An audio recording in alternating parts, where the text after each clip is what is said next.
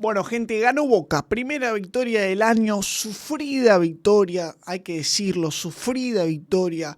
Un partido que ha tenido muchos altibajos, un partido que ha sido muy diferente el primer tiempo del segundo, un partido que ha sido muy diferente en general en cada momento, ¿no? O sea, si vamos a los diferentes tramos del partido, se fue cambiando, no tiene nada que ver lo que fueron los primeros 15 minutos con lo que fueron los últimos 20 del primer tiempo, con lo que fueron los primeros 20 del segundo, con lo que fueron los últimos 20 del segundo. Realmente tuvo muchos altibajos, Boca como tal, Olimpia como tal también. Tenemos mucho para analizar de cuestiones que han pasado en el partido, de cuestiones físicas que ha tenido Boca porque ha tenido algún que otro problema. De cuestiones tácticas también, lógicamente, vamos a estar repasándola. De verdad que ha sido un partido que ha tenido mucho en todo aspecto. Olimpia se ha presentado muy decidido. La verdad que he encontrado en Olimpia un buen equipo. Un equipo que le presentó pelea. No fue, por ejemplo, lo que vi por parte de Millonarios en el primer partido que tuvo Boca en el año, ¿no? El primer partido de Boca este año contra Millonarios en la Bombonera fue un partido en el que el rival yo sentía que no estuvo muy a la altura, ¿no? Aún así todo quedó 0-0 y Boca no le pudo ganar. Pero Olimpia realmente siento que tenía otras convicciones, siento que tenía hasta incluso otra condición física. Porque de verdad que los primeros 15 minutos del partido son terribles. Son terribles. Una diferencia física de ritmo, de intensidad, en todo aspecto muy notable entre lo que había sido esos primeros 15 minutos de Boca y los primeros 15 minutos de Olimpia, ¿no? Olimpia casi que en esos primeros 10 minutos se lo lleva puesto Boca. Le desborda varias veces, le gana en todos los duelos. Tuvo unos primeros 15, 20 minutos muy buenos. Olimpia incluso termina convirtiendo el gol. Lo desbordó varias veces por la derecha, lo desbordó varias veces por la izquierda. Terminaba encontrando hasta incluso, que es algo que vamos a ver a continuación, se lo voy a mostrar, algunos espacios por detrás de la espalda de los centrales. Terminó encontrando muchas situaciones Olimpia en esos primeros 15 minutos. Vino el gol, un gol que lógicamente es un gol que si vos lo ves es un gol de suerte, es un gol, como diría, para cuidar un poco el vocabulario, con un orto bárbaro lo hace Olimpia, es la realidad, pero también es la realidad de que hay una tibieza por parte de Braida y por parte de Belmonte a la hora de ir al duelo, que hace que también un poco se ayude a eso. Después, sí, lógicamente termina rebotando la pelota, creo que en Barinaga me parece, y termina entrando y termina haciendo el gol. No sé si era Braida o Belmonte, quién es el que en ese duelo termina perdiendo de manera para mí inadmisible, porque son dos jugadores de Boca contra uno de Olimpia. Uno de los jugadores de Boca, que creo que era Belmonte, venía desde atrás, o sea, contaba con la ventaja de venir desde atrás como para robarle la pelota al pibe de Olimpia, que pasa entre dos, que se lleva puesto a los dos de Boca, que termina intentando tirar un centro, que ese centro termina rebotando en Barinaga y la pelota se le mete a Marchesín sin que pueda hacer demasiado Marchesín. Pero lo cierto es que el gol termina siendo de culo, pero Olimpia ya había insinuado varias veces, tanto por el sector derecho como por el sector izquierdo, y sobre todo había impuesto condiciones desde lo actitudinal, desde lo físico, y eso de todas formas le vino bien a Boca, porque también es cierto que le vino bien, porque a partir de ahí Boca reacciona, a partir de ahí Boca empieza a jugar el partido en serio, que esto es algo que habíamos hablado en el primer partido respecto a Boca jugó serio el partido de hoy. Había veces que yo le decía que en el partido contra Millonarios, no en este. Había veces que yo le decía, che, me parece que Boca no lo jugó como lo tenía que jugar el partido. No lo jugó como un partido serio. Jugó medio a boludear, y hoy sí se dio cuenta que, claro, estaba jugando contra un rival que estaba jugando en serio. que estaba queriendo ganarle, que no le importaba nada, que estaba yendo fuerte en toda la dividida, que le estaba ganando todos los duelos, que le estaban desbordando por las dos bandas y evidentemente eso hizo que Boca empiece a reaccionar y a partir del gol de Olimpia, increíblemente, empezamos a ver el mejor Boca en el partido. ¿Sí? Empezamos a ver un Boca mucho más con la pelota, quedándosela, intentando jugar, buscando algunos espacios entre líneas, como vamos a ver ahora a continuación, que es algo que le está implementando Úbeda a este equipo y que a mí me gusta, sinceramente. Veo cosas de este Boca que me están gustando, que son diferentes a las situaciones que se veía en el semestre pasado. Merentiel se lesiona en el medio del 1-0 de Olimpia. Merentiel se lesiona. Realmente los primeros 15 minutos fueron trágicos, pero trágicos de verdad, porque te meten el 1-0, Merentiel pide el cambio.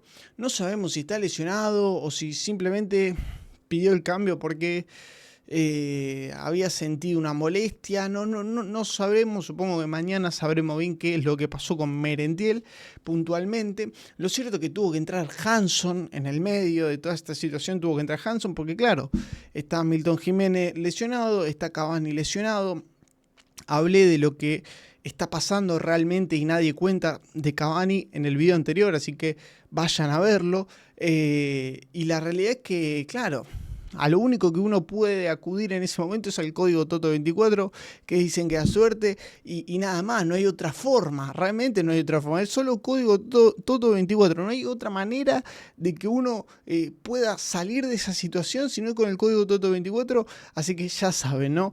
Pero lo cierto es que, claro, entra Hanson y yo lo puse el código Toto24 y dentro de todo salió bien, ¿no? Porque es increíble, es imposible que no se acuerde de que Vegetti está en Paraguay firmando por Cerro Porteño por la mitad de plata que gana Cavani, por la misma guita que gana Merentiel, por la misma guita que gana Hanson o un poquito más quizás, pero más o menos lo mismo. Decís, la puta que lo parió, no puede ser que no, que se le escape ese tipo de oportunidades, como se llaman a Boca.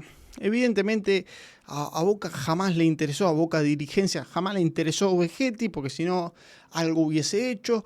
Y evidentemente ahora tocará jugar con Hanson, muchachos, es así, es la realidad, porque ni Milton Jiménez ni Cavani van a llegar para el partido contra Riestra.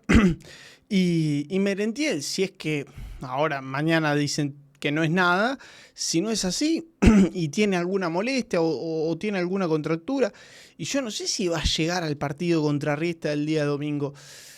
Realmente no lo sé. No falta una semana. No sería una locura pensar que sea Hanson el titular el día de domingo. Ojo, tengo que decir algo. La verdad que Hanson no jugó mal, ¿eh? La verdad que Hanson no lo hizo para nada mal. Realmente lo digo, no lo hizo para nada mal. No significa esto que yo acá esté diciendo que Hanson tiene que ser el 9 de Boca, que Boca no necesita ir a buscar un 9 porque tiene a Hanson, no, lógicamente no, pero tengo que decir las cosas como las vi y lo que vi es que Hanson hoy ha tenido un buen partido, de hecho tuvo 3 o 4 remates de cabeza muy buenos, incluso en centros que no eran tan cómodos. Recuerdo uno de Ander Herrera, que es el típico centro que va mal, que va muy por detrás, que vos tenés que acomodarte rápido. Y Hanson no solo que se acomodó rápido, sino que saca un cabezazo que iba al ángulo y el arquero de Olimpia lo sacó. Entonces, la verdad es que si bien los primeros 15, 20 minutos del partido de Boca son realmente malos, el rival se lo llevó puesto.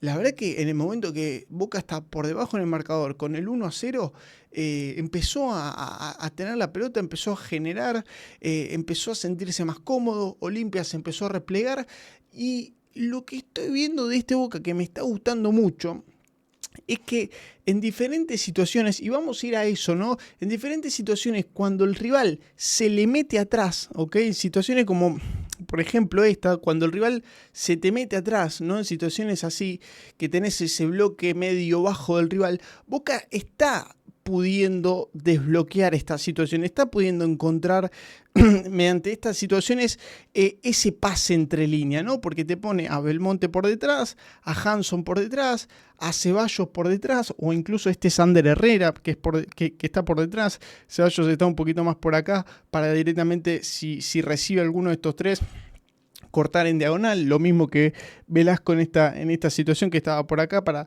intentar cortar en diagonal. Entonces, la verdad es que me está gustando esto de Boca. ¿Por qué? Porque estoy viendo que en los momentos en los que a Boca, la mayoría de equipos del fútbol argentino le juegan así, ¿okay? Le juegan en este bloque medio-bajo en donde no hay mucho y en donde, por ejemplo, el año pasado, ante estas situaciones, no existía la posibilidad, por ejemplo, como esta, de encontrar un pase así. No existía la posibilidad de encontrar un pase como este que encuentra muy bien Velasco para Paredes, Paredes para Ander Herrera, no, para Belmonte, perdón, no para Ander Herrera que está acá, para Belmonte.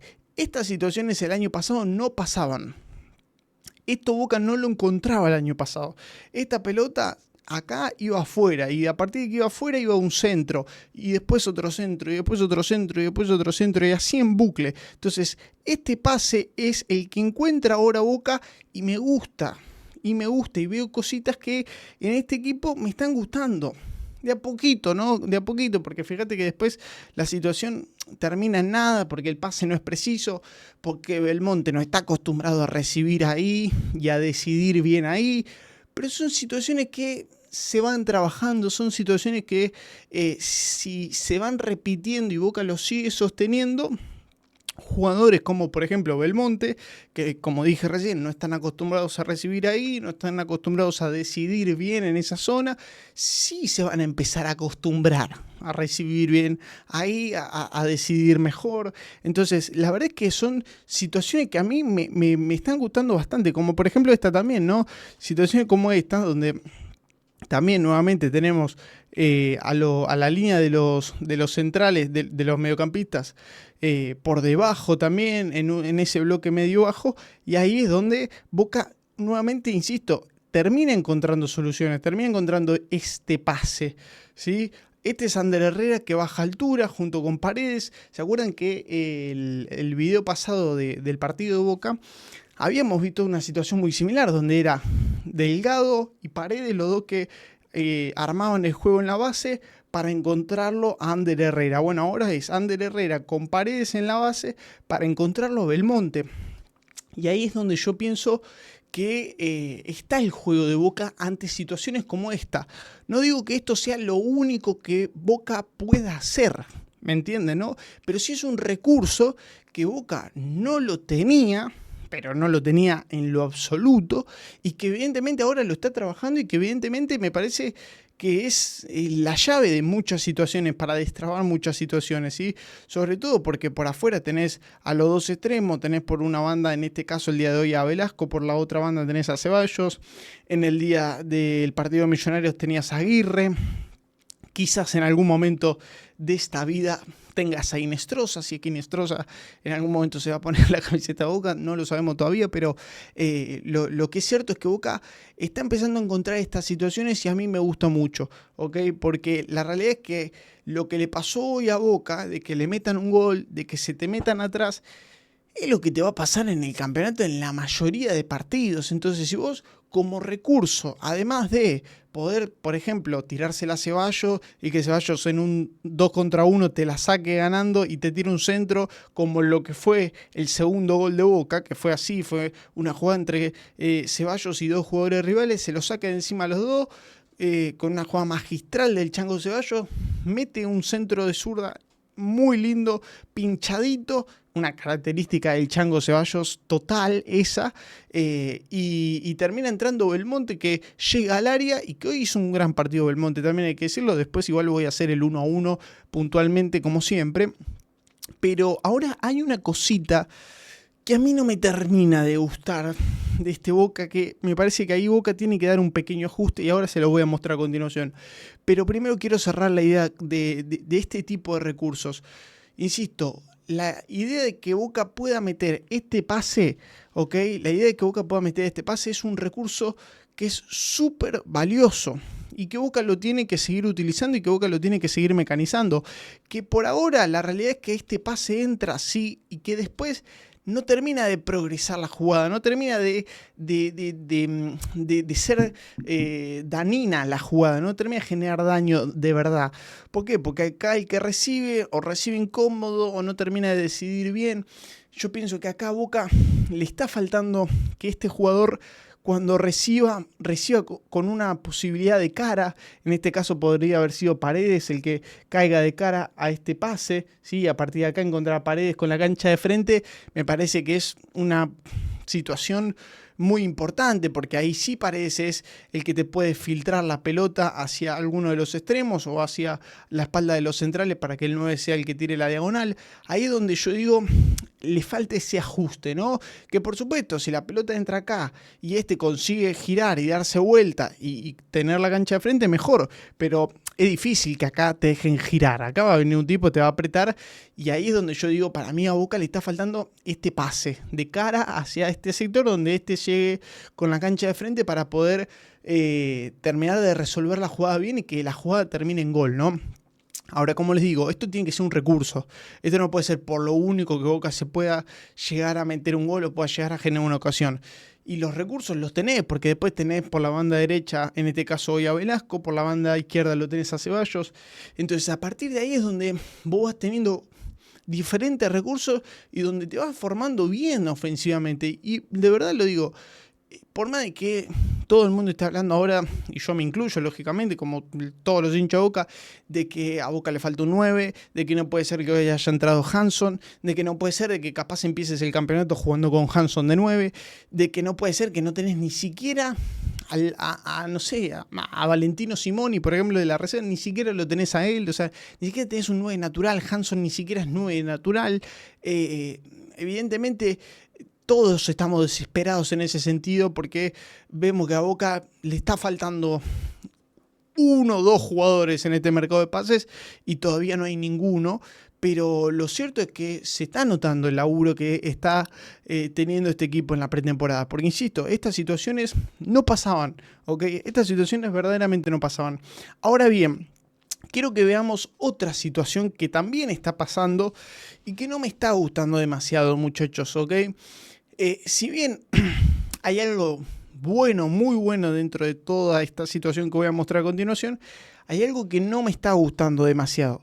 Situaciones como esta, por ejemplo, la hemos visto varias veces repetidas, ¿no? Situaciones como, por ejemplo, el Negro Costa, el Negro en el buen sentido, lógicamente saben que lo amo con mi vida, a Ayrton, cada vez que le reciben sobre su zona, salta, ¿no? Salta y, por ejemplo, en este caso, salta con un rival. Acá lo vemos bien. Ok, salto con un rival como para intentar presionarlo, ¿no? Ahora bien, este tipo de situaciones a mí me encanta, individualmente hablando, de Ayrton Costa que salte y que se lo lleve puesto el rival y que no lo deje recibir de espalda, es bueno. Ahora bien, si eso es algo que se va a repetir siempre, como es lo que pasa, se va a repetir siempre, la realidad también es que quedás bastante desprotegido por detrás si no hay ningún tipo de coberturas. ¿A qué me refiero? Situaciones como esta, ¿no? Salta el central con el delantero que lo arrastra y deja todo este espacio por detrás como para que en este caso, por ejemplo, venga un jugador de segunda línea a romper. ¿Ok? Esto es lo que terminó pasando en la jugada, ¿bien? Y esto es mi miedo. ¿Por qué? Porque si acá vos tenés un poco más de orden, la jugada la podés hacer tranquilamente, la manera de defender de Ayrton la podés respaldar.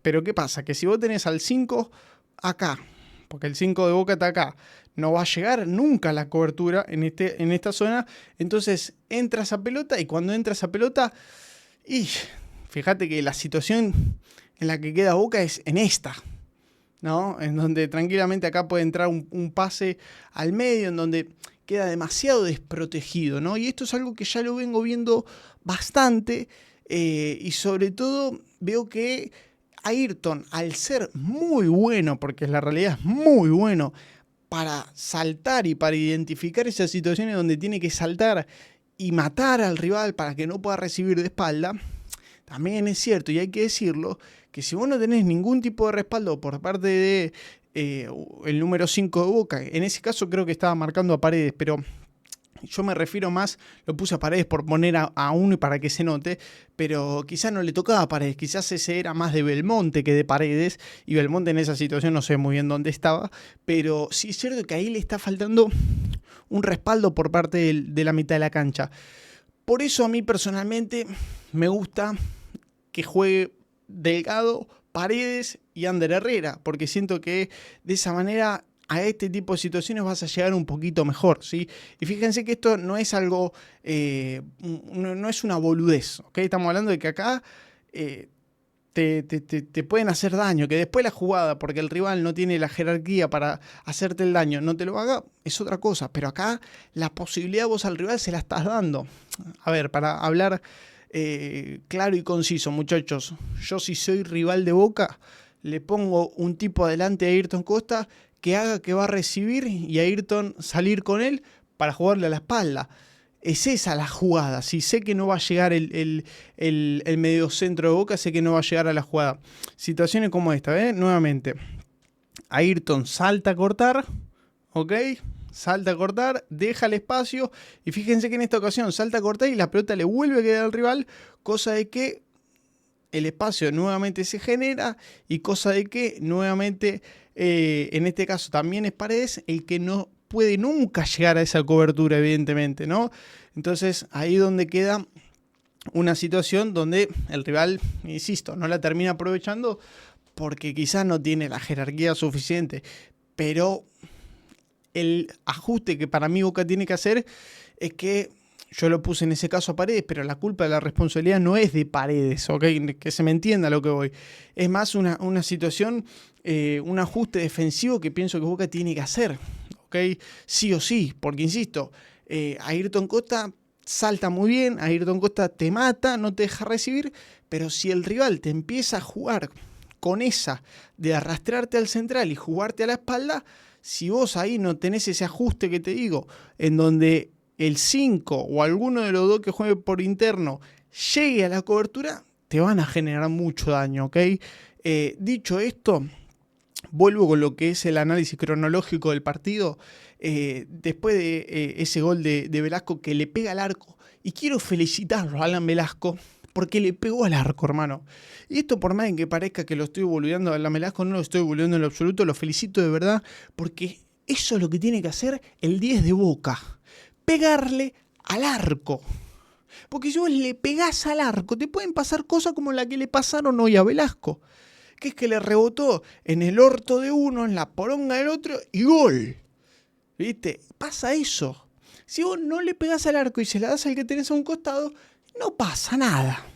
Y el que tiene el costado se la da al que tiene al otro costado, y el que está en el otro costado tiene un centro de mierda y la jugada terminó en nada. Y si vos sos el 10 de Boca, tenés que creértela un poquito. Y a Velasco lo que le falta es eso, creérsela un poquito. Ver la espalda que dice Velasco 10. Que también no dice 10, dice 20. Pero no importa, hoy Velasco es el 10 de Boca.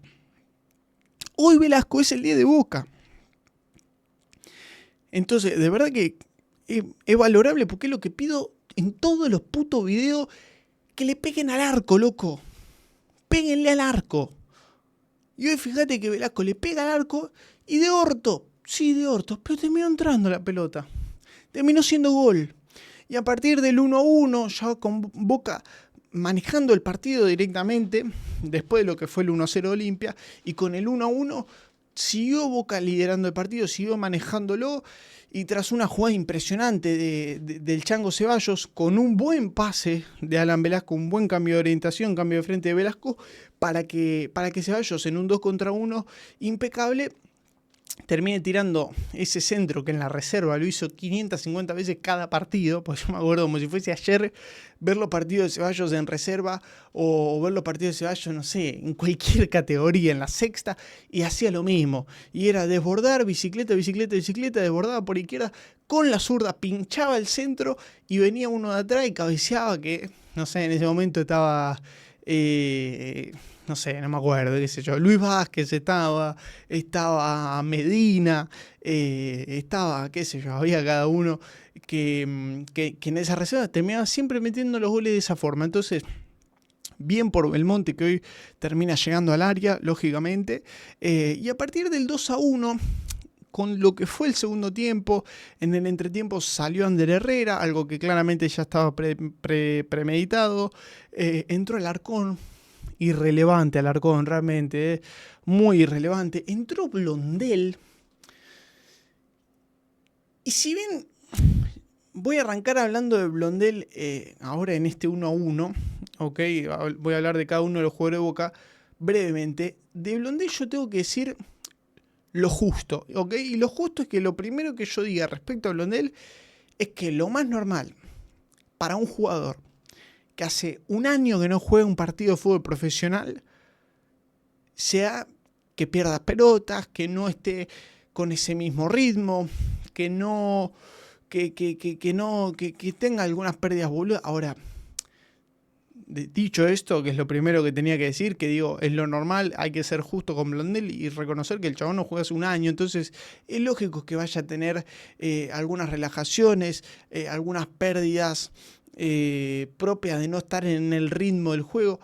Ahora, también es cierto que literalmente todo lo que tocó Blondel fue para el rival, todo lo que tocó Blondel fueron cagadas, y cada vez que Olimpia pudo llegar al área rival con cierto peligro, o cada vez que Olimpia se aproximó al arco de Boca, era por el sector derecho de Boca, izquierdo de Olimpia, y eran la mayoría de veces por pérdidas de Blondel. Ni siquiera es que encaraban a Blondel y lo gambeteaban, es que el propio Blondel era el que perdía las pelotas, se las daba a lo de Olimpia, y lo de Olimpia obviamente a partir de ahí te terminaban generando una mínima aproximación o te terminaban generando una ocasión de gol como las que tuvo, porque Olimpia en el segundo tiempo tuvo varias ocasiones, y Boca, por lo contrario, realmente en el segundo tiempo no pasó la mitad de la cancha, pero no pasó la mitad de la cancha literalmente Boca en el segundo tiempo, no la pasó.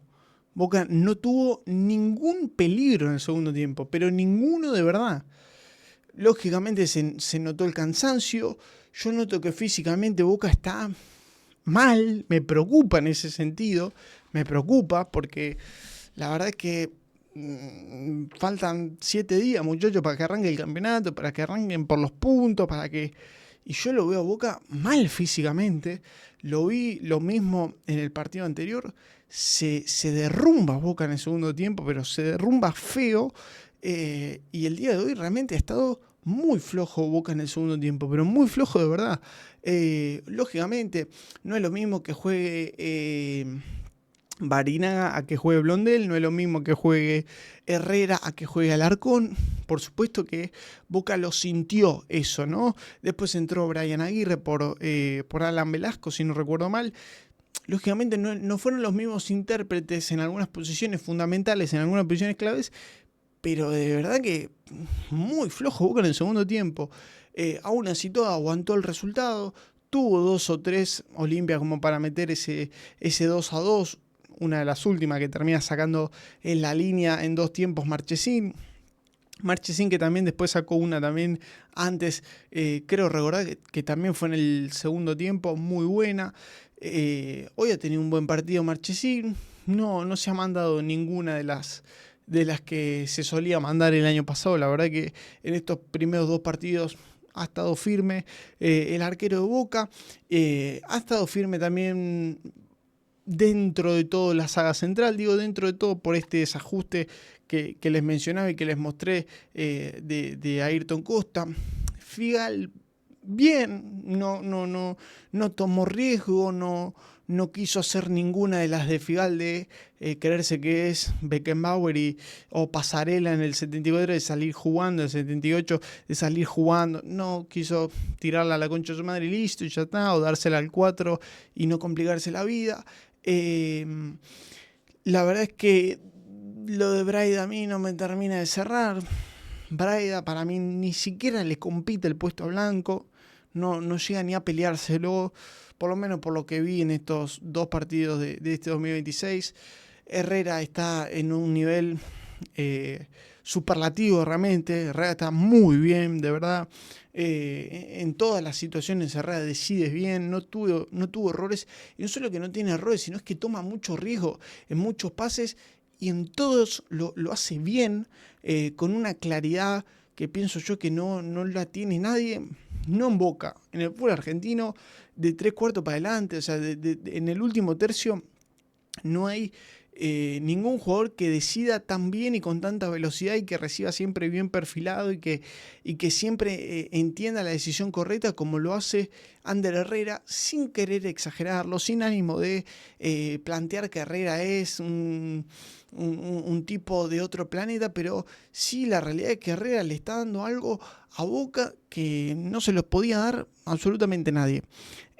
Paredes bien. Yo no lo vi mal a Paredes, quizás físicamente todavía le costó, sobre todo, insisto, se notó mucho esos primeros 15 del segundo tiempo que le costó mucho a Paredes, pero después lo que es con pelota, muy claro, muy bien. Me gustaría que encuentre Paredes situaciones como las que les mostré tácticamente hablando, en donde él pueda recibir un poco más adelante y con la cancha de frente, partiendo desde atrás, pero que reciba en algún momento del partido en situaciones así, donde Boca rompe por detrás de los mediocampistas de ellos para encontrarlo de frente a Paredes, ¿no? Eso sería para mí lo único que le está faltando a Paredes en este nuevo juego que tiene Boca por adentro. Belmonte me gustó mucho, ya lo dije, Belmonte realmente me gustó mucho. Velasco me gustó mucho el día de hoy, ha tenido un buen partido. De Merentiel no puedo hablar, sí hablé de Hanson y lo dicho me gustó. Y el Chango Ceballos, la verdad es que me gustó. Hay algo que no hay que dejar de pasar desapercibido de esta situación, no hay que dejarlo pasar, que es que Ceballos erró un penal en el último minuto en la Bombonera en el partido pasado. Y esto, lejos de querer marcarlo como algo negativo, lo marco como algo positivo, el hecho de que hoy realmente, aún pasando lo que pasó, que lo acabo de mencionar recién, no parecía como si eso hubiese existido. De verdad, quizás a lo que voy yo y lo que planteo, y me dirán ustedes sus opiniones, quizás en otro momento de la vida de Ceballos, hoy le hubiese costado mucho más porque en su cabeza hubiese estado aquel penal. Hoy Ceballos jugó como si aquel penal realmente nunca hubiese existido. Está bien, algunos mirá, Toto, pero fue por un amistoso que no se lo acuerda a nadie. Es cierto, pero en la cabeza del jugador no deja de haber sido el último partido que jugó, que fue hace 4 días en la Bombonera. ¿Sí? Entonces, es para valorarlo eso por parte de Ceballos, que se nota que mentalmente está dando un clic impresionante y muy positivo. ¿Sí? Esperemos que siga así, esperemos que Boca estos pequeños ajustes que menciono los pueda ajustar justamente y que sea lo mejor para el inicio del campeonato. Lógicamente, lo dicho y lo que decimos siempre, Boca tiene que por lo menos traer 2 o 3 jugadores, es la realidad. No es normal que Boca no tenga un delantero centro, no es normal, porque encima no vale ni siquiera la excusa de que los tenés lesionados, porque es que los que tenés lesionados no están para jugar en Boca, caso Edinson Cavani, caso Milton Jiménez. Realmente no es serio. Y bueno, esperemos que esta situación se pueda revertir en ese sentido y que Boca, de cara a los últimos días de mercado, traiga un delantero centro. Gente, les mando un abrazo muy grande. Nos vemos en el próximo video mañana con la reacción, lógicamente, al mediodía del partido de hoy. Chau, chau.